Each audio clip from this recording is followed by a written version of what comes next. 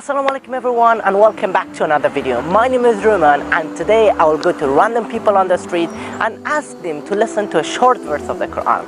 The whole point is they don't know what does it mean, they don't know what it is. We just want to see their natural feeling in their heart and mind is. What is your name and where are you from? Eddie Callan, originally Chelsea, but I've moved to Battersea in the last couple of decades. How long have you been living in Battersea area? Couple of decades. Couple of decades, that's nice. So today I'm gonna play you something for about 10 to 20 seconds.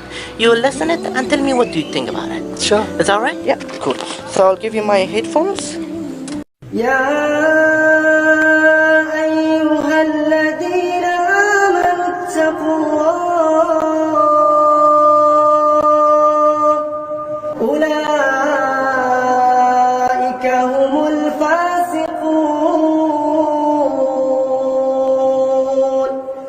Yeah, thank you very much. Thank you very much.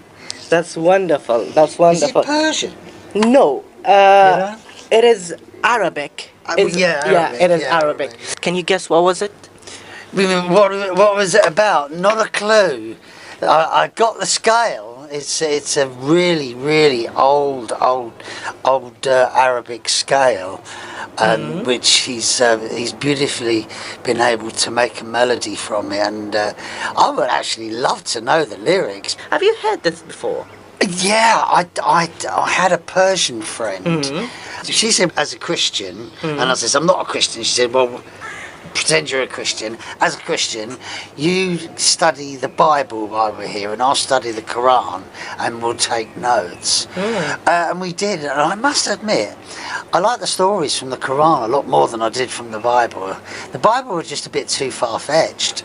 How did it make you feel when you're listening to it? Oh, that's a good question. How did it make me feel? A little moved.